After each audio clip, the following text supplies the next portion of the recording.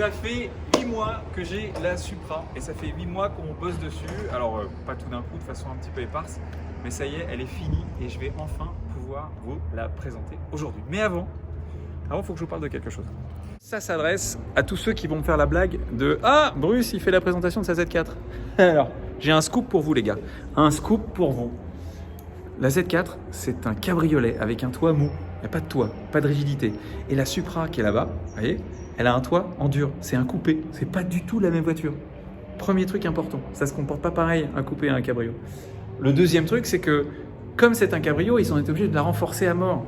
Et donc, vous les passez à la balance. Et la Supra qui est là, elle fait 50 kg de moins que le Z4. 50 kg. C'est comme si madame à côté, madame qui a fait un régime, mais madame à côté. C'est pas pareil quand on a un passager. Et enfin, oui, elles ont le même moteur. Oui, elles ont le même moteur. Bah oui, c'est pareil, c'est du BM, c'est la même chose. Sauf que quand vous passez une Z4 au banc, elle fait 340 chevaux. Sur le même banc, vous passez une Supra, elle fait entre 370 et 380 chevaux. Elle fait pas du tout le même bruit. Mais c'est la même. Bah oui, c'est une Z4. Si vous avisez de me refaire cette blague sur la Z4, je vous coupe. Je vous éclate. Je vous enlève. Ok ? Je supprime les commentaires. Donc elle est là, ça fait 8 mois que je l'ai et à l'origine c'est un partenariat avec Toyota qui m'a laissé carte blanche pour faire ce que je veux avec cette voiture. Ils ne savaient pas tout ce que j'allais faire dessus. Du coup, je vais être obligé de l'acheter. Enfin, je leur ai demandé si je pouvais l'acheter parce qu'on a passé quand même beaucoup de boulot dessus. Avant de commencer, je voudrais dire merci à JBAM Performance. Active Motion Performance qui est juste là, vous voyez sur les plaques, parce que sans toi JB le projet n'aurait pas pu aller jusqu'au bout. Et ensuite merci à Carbone qui a pris un petit peu le relais parce que maintenant j'habite dans le sud de la France et qui m'a permis de terminer, de changer les dernières pièces avec qui JB, donc Active Motion Performance et Carbone a travaillé en étroite collaboration. Donc merci à tous les deux.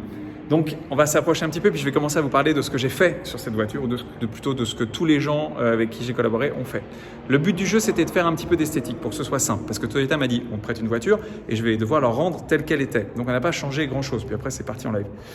Du coup, le premier truc qu'on a changé, ce sont les jantes. Elle est très belle esthétiquement, il n'y avait pas grand-chose à faire. Mais pour moi, les jantes étaient un petit peu petites. Donc, j'ai voulu remplir les arches complètement, et on est passé sur des jantes en 20 pouces. Et les pneus à l'arrière, c'est des Michelin Pilot Sport Cup 2 qui font 295. Donc pour ceux qui ne savent pas, ça fait 29 cm 5. Donc c'est bien large et bien épais. On aime ça. Voilà. Ensuite, toujours pour l'esthétique, j'ai voulu rajouter un tout petit effet ducktail. Donc l'arrière de la voiture vient un petit peu arrondi. Et cet aileron, je l'ai trouvé en Corée, mais c'est très proche du modèle TRD qui est fait, donc Toyota Racing Development, qui est fait pour la voiture. Donc pour l'esthétique, c'est tout ou presque parce qu'on a été obligé de changer un petit peu la hauteur de caisse. La voiture était un petit peu haute au début et du coup, on a mis des ressorts courts, 2 cm plus courts à l'avant et à l'arrière.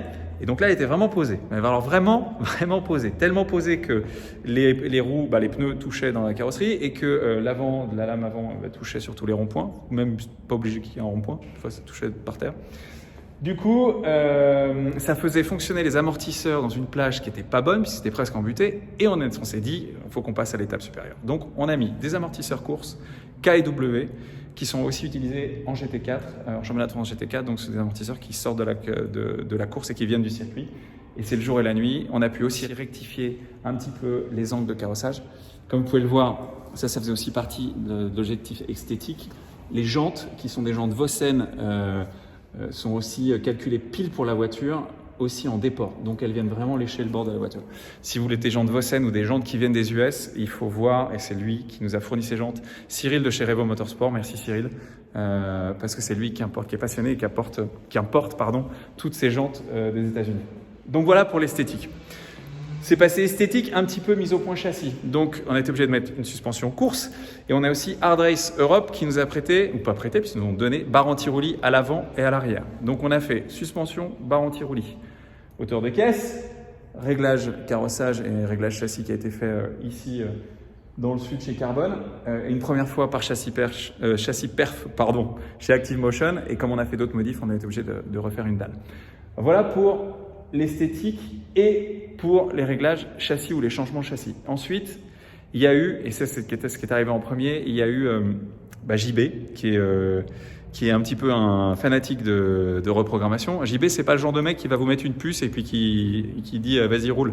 Non, JB, il refait une reprog, il met 3 jours à la faire. Il fait turbo, admission, la totale quoi en fait. Il m'a montré tout ce qu'il modifiait sur la voiture, j'ai pas tout compris. Mais en tout cas, JB, avec son banc pessimiste, m'a dit la voiture fait 415 chevaux. Tout le monde m'avait prévenu. En fait, JB, c'est un filou. Il vous dit qu'elle fait 415 chevaux, il dit que ces voitures font toujours à peu près 20 chevaux de moins que ce qu'elles font vraiment, parce que quand il va sur circuit et qu'il pourrit une voiture qui fait 30 chevaux de plus, on se dit ah non, ma caisse elle fait que 400 chevaux, je sais que la tienne fait 450, mais je comprends pas. Il met un deuxième coup au moral au type. Donc voilà, il annonce 410 chevaux, j'ai voulu vérifier, donc on a pris un Cayman GT4 et on a fait un petit drag race. On a fait un 800 mètres, je crois, au départ arrêté, et du coup on l'a pourri. Le Cayman fait 430 chevaux. Voilà, on lui a mis bien 20-30 mètres. Et je précise que ce n'était pas Tone qui était au volant du Cayman GT4 parce que sinon le test aurait été faussé, évidemment. Donc voilà, la préparation moteur, ça va consister dans la reprog, mais aussi dans une boîte à air et un kit d'admission. Et ensuite, JB avait fait un premier step à l'échappement, à savoir qu'il y a une grosse casserole à l'arrière qui fait bien 8 kg, et ben on l'a coupé, enlevé, et ils ont soudé 2 tubes comme ça de 70 mm tout droit qui sortaient directement derrière. On avait rajouté des embouts. Mais entre-temps, il y a eu une petite évolution. À savoir que dans la nuit dernière, on m'a fait une petite surprise. Il y a un passionné qui est arrivé, qui s'appelle, vous allez voir, c'est impressionnant, qui s'appelle Exhaust Workshop. Il fait du travail d'orfèvre et il est passé de 70 à 76 mm et il m'a fait ces gros trucs et il m'a fait une ligne encore plus droite à l'arrière. Allez, je vais vous montrer d'autres photos pour que vous puissiez voir un petit peu le travail qui a été fait. Et donc on a fait kit admission, on a fait reprog complète et on a fait échappement. Voilà, donc en fait c'est un petit peu tout ce qu'on a fait sur la voiture, mais ça a pris beaucoup de temps et beaucoup de travail. Ah non, on a aussi fait les vitres teintées, j'ai oublié de vous dire. On a teinté les vitres un petit poil pour que ce soit un peu discret, toujours dans la norme, on est bien, on est dans les clous. Et voilà, et puis on a fait du polissage et puis voilà, on a gardé la couleur jaune. Au début, c'était pas vraiment l'objectif, je voulais faire un covering gris, mais finalement on a gardé le jaune et puis je crois que ça plaît à beaucoup de gens. Donc elle est là la titine, elle est là et puis on va pouvoir faire un petit peu de circuit. En fait, on s'est dit que comme on allait faire du circuit, j'ai oublié de vous dire, on a aussi monté des gros freins dessus. Voilà, de chez StopTech, s'il vous plaît. On a augmenté la taille des disques et on a augmenté aussi la taille des étriers. Et là, je peux vous dire que ça freine. Et puis pour ceux qui veulent vraiment savoir, comme ça va freiner plus dur à l'avant, oui, ça va changer la répartition de frein. Donc du coup, à l'arrière, on a monté aussi de la Durit Aviation et on a mis des plaquettes un petit peu plus tendres pour équilibrer le tout. Donc le joujou, il est là. Et puis, je crois qu'on va s'arrêter là pour la performance et pour les modifs. C'est pas mal, non? Qu'est-ce que vous en dites? Et puis, comme on est au Castellet et que le circuit il est ouvert, eh ben, on va aller faire un petit tour. Hein? Allez, je vous emmène.